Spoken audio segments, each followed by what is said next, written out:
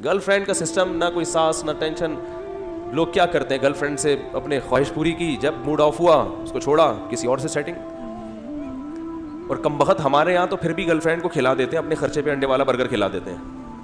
جو مالدار ہے وہ زنگر کھلا دے گا, گورے تو اپنے خرچے پہ انڈے والا برگر بھی کھلانے کے لیے تیار نہیں ہے. وہ تو حرام خواہش پوری کرنے کے لیے اتنی بھی ٹینشن نہیں لے رہا کہ انڈے والا برگر ہی کم بخت اپنے خرچے پہ کھلا دے. وہ کہتا ہے گرل فرینڈ انڈے والا برگر بھی اپنے خرچے پہ کھائے گی اور ہم بھی اپنے. اس کا تعلق صرف درندگی کا ہے, حیوانیت کا, جیسے جانوروں میں ہوتا ہے. خواہش پوری کرو, پتلی گلی سے نکل لو, کیونکہ انہوں نے یہ قانون خود بنایا ہے. اگر اللہ ہم لوگوں سے پوچھ کے کہتا تو شاید ہم سب بھی یہی مشورے دیتے کہ یار آزادی ہو. اللہ نے ہمیں مردوں کو پابند کر کے عورت کو عیاشی میں ڈال دیا, مزے عورت کے ہیں.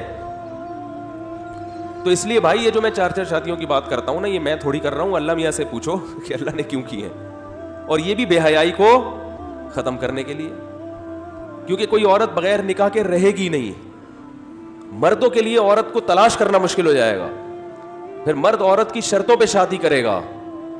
جو چیز مارکیٹ سے شارٹ ہوتی ہے اس کی ویلیو بڑھتی ہے. جب ایک آدمی 2-3 رکھے گا تو بہت سو کو تو ایک بھی نہیں ملے گی. وہ پھر بیوہ سے کریں گے, وہ انتظار کریں گے کوئی بیوہ ہو تو ہم کریں, اور بیوہ سے اس کی شرطوں پہ کریں گے, اپنی شرطوں پہ نہیں. آج کوئی اچھا رشتہ ہو تو اپنی شرطوں پہ کرتا ہے نا بھائی, جہیز میں کیا کیا ملے گا. ہمارے دو دوست ہیں, انہوں نے, رفیع بھائی نے بھی کیا ہوا ہے نا سیٹ اپ, اور ہمارے دوست نے بھی جو شادیوں کا سلسلہ شروع کیا, انہوں نے کہا پہلی شادی میں تو جتنے رشتے ہو رہے ہیں نا, لڑکے کے نخرے ہوتے ہیں. جب لڑکا دوسری کر رہا ہوتا ہے نا تو پھر نخرے کس کے ہوتے ہیں, لڑکیوں کے. پھر لڑکے کو بتانا پڑتا ہے بھائی میں کیا کیا دوں گا. وہ کہہ رہا بھائی میں الگ کر دوں گا, بھائی میں اتنا مہر دوں گا, بھائی میں, پھر بھی نہیں لفٹ کرا رہی ہوتی خواتین, کیونکہ وہ ایک عورت پہ آ رہی ہے نا, تو وہ کہتی ہے بھائی پھر ہمیں کچھ پروٹوکول چاہیے.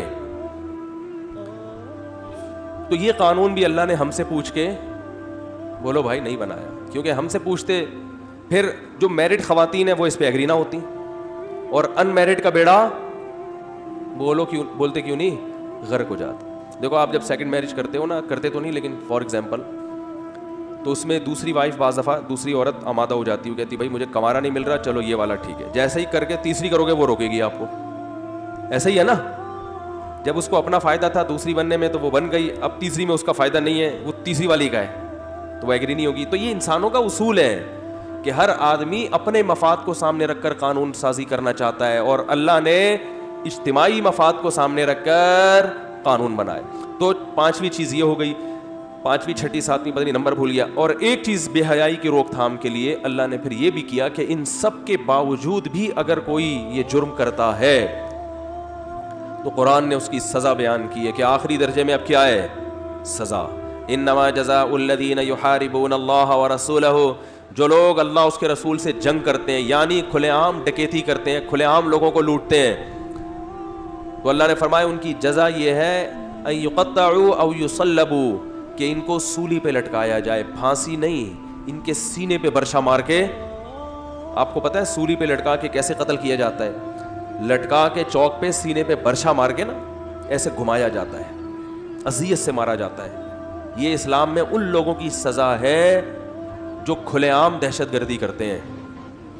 نہیں آ رہی بات؟ دیکھو کسی نے ذاتی دشمنی میں کسی کو قتل کر دیا تو اسلام کہتا ہے کہ مقتول کے وارثوں کے حوالے قاتل کو کرو, چاہیں تو قتل کر دیں, چاہیں تو دیت لے کے چھوڑ دیں. یہ اب ان کا ہیڈک ہے, یہ گورنمنٹ کا ہیڈک نہیں ہے. گورنمنٹ کا کام ہے صرف مجرم کو حوالے کرنا. لیکن جو کھلے عام اس طرح کی دہشت گردی کرے گا تو اسلام نے اس کے بارے میں پہلا قانون یہ بنایا کہ یہ حد ہے, اس میں حکومت کو معاف کرنے کی اجازت نہیں ہے. یہ حد ہے, اس میں مقتول کے وارثوں کو معاف کرنے کی اجازت بولو بھائی نہیں ہے. ایسا نہ ہو نرمی میں آ کے وہ معاف کر دیں. اللہ نے کہا نا یہ میرا مجرم ہے, یہ اس کا مجرم نہیں ہے, ان کو اجازت نہیں ہے. تیسرا کام, اس کو جو سزا دی جائے گی قتل کیا جائے گا عام طریقے سے نہیں, سینے میں برشا مار کے قتل کیا جائے گا. اس چوتھا, اس کو چوک پہ لٹکایا جائے گا, بند کمرے میں سزا نہیں دی جائے گی. اور اگر اس نے مال بھی چھینا ہے تو ہاتھ پاؤں بھی کاٹے جائیں گے اس کے, دایاں ہاتھ اور بایاں پاؤں, بایاں پاؤں کاٹ کے پھر اس طرح سے لٹکایا جائے گا. اب اگر ہم سے پوچھتا تو ہم کہتے کہ یہ تو بہت سخت سزا ہو گئی, کیا خیال ہے بھائی؟ سب یہی کہتے نا, جیسے کہ ابھی ایک ہمارے سیاسی لیڈر کا بیان آیا ہے کہ کسی نے کہا نا یہ جو ریپ اس طرح کر رہے ہیں ان کو چوک پہ لٹکاؤ, انہوں نے کہا نہیں عمر قید سزا ہونی چاہیے, قتل کرنا یہ زیادہ ہو گیا. وجہ کیا ہے کہ باہر کی دنیا میں اپنا امیج یہ شو کرنا کہ ہم بہت رحم دل ہیں, یہ نہیں دیکھ رہے کہ جس باپ کی بیٹی کو قتل کیا گیا اس کے دل پہ کیسے آرے چل رہے ہوں گے. تو انسان ہے نا, انسان دوسرے انسان کے جذبات نہیں سمجھتا, وہ صرف اپنے بارے میں دیکھتا ہے. تو اس لیے اللہ نے آسمان سے قانون نازل کر دیا, بھائی ایسے دہشت گردوں کو چوک پہ لٹکاؤ, معاف کرنے کا رائٹ نہیں ہے. تو بھائی ایک فیصلہ کر لو انفرادی طور پر بھی اور اجتماعی طور پر بھی کہ آپ مسلمان ہو یا غیر مسلم ہو. مسلمان ہو تو پھر پورے ادھر آ جاؤ, غیر مسلم ہو تو پھر پورے ادھر چلے جاؤ. یہ جو بیچ میں لٹکے ہوئے ہیں, ہمارے ملک کا بھی یہی حساب کتاب ہے. پتہ ہی نہیں چل رہا کہ ہم ایک اسلامی کنٹری ہے یا کیا ہے, غیر اسلامی کنٹری, پتہ ہی نہیں چل رہا یہ ہو کیا رہا ہے.